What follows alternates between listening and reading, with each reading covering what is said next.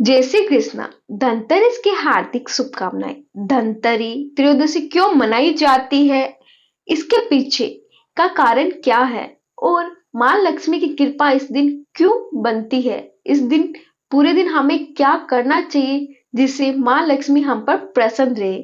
कौन सी कहानी सुननी चाहिए। कार्तिक कृष्ण त्रयोदशी को धनतेरी त्रयोदशी या धन त्रयोदशी कहा जाता है। परम पुराण में धन त्रयोदशी, धनतेरस अथवा यम पंचक त्रयोदशी ये नाम उल्लेखनीय है। इस दिन धनतेरी वेद समुद्र से अमृत कलश लेकर प्रकट हुए, इसीलिए धनतेरी त्रयोदशी को धनतेरी जयंती भी कहते हैं। भारतवर्ष के आदि सर्वश्रेष्ठ चिकित्सा धनतेरी की स्मृति से इसको मनाया जाता है। यम से प्राणों की रक्षा करने में इसका बड़ा हाथ है। लोग परंपरा अनुसार भारतीय परिवार में इस दिन नए नए बर्तन खरीदने की प्रथा है। इसी कारण धन लक्ष्मी प्रसन्न होती है। धन त्रयोदशी के दिन और पुख नक्षत्र में चांदी खरीदना शुभ मानते हैं। पुख नक्षत्र अष्टमी नवमी को आता है, इसीलिए चांदी के और पित्तल के नए बर्तन या नई चीज, वस्त्र, अलंकरण आदि खरीद कर घर में लाना शुभ माना जाता है। इसीलिए कई लोगों का नियम रहता है कि वह नए बर्तन या नई चीजें खरीदकर जरूर घर में लाते हैं। चांदी में लक्ष्मी का वास होता है, इसीलिए चांदी खरीदने का विशेष महात्म्य है।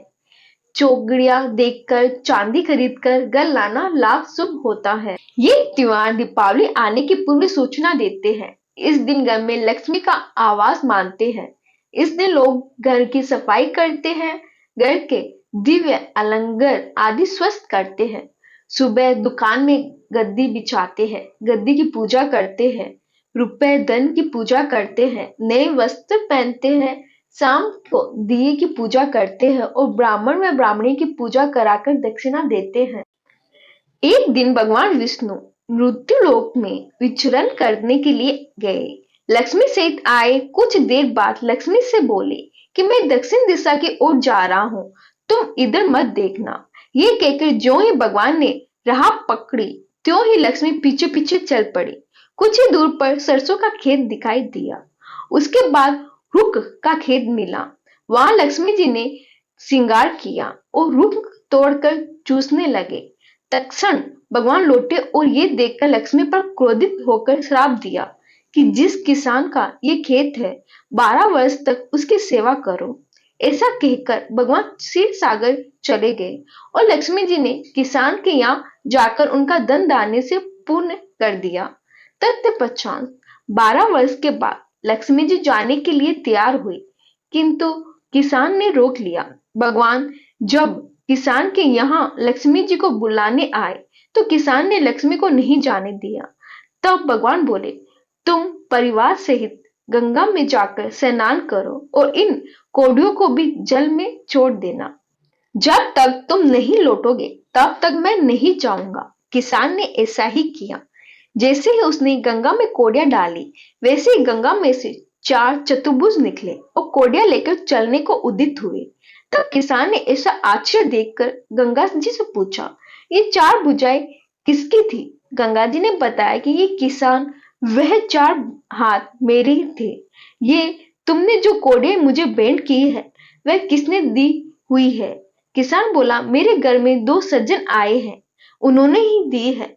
गंगा जी बोली, तुम्हारे घर में जो स्त्री है वह लक्ष्मी है, जो पुरुष है वह विष्णु भगवान है। तुम लक्ष्मी जी को नहीं जानने देना, नहीं तो पुण्य उसी भांति निर्धन हो जाओगी।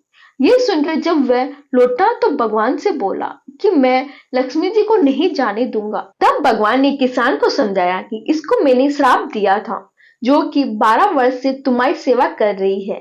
फिर लक्ष्मी चंचल होती है, इसको बड़े बड़े नहीं रोक सके। किसान ने हठ पूरे पुण्य कहा, मैं लक्ष्मी जी को अब नहीं जाने दूंगा। इस पर लक्ष्मी जी ने स्वयं कहा कि हे किसान, यदि तुम मुझको रोकना चाहते हो तो सुनो, कल तेरस है, तुम अपना घर स्वस्थ रखो, रात्रि में घी का दीपक जलाकर रखना, तब मैं तुम्हारे घर आऊंगी।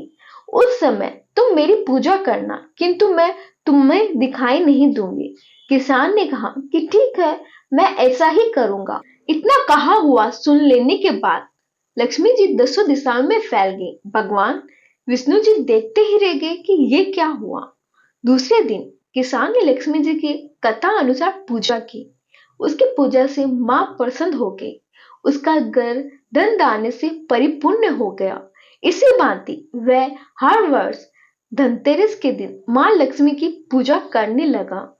उस किसान को ऐसा करते देखकर कितने ही लोगों ने पूजा करना शुरू कर दिया। खोटी की खरी, अधूरी की पूरी करना। मां लक्ष्मी की जय, विष्णु भगवान की जय। इन दोनों की कृपा आप सब पर, हम पर बनी रहे।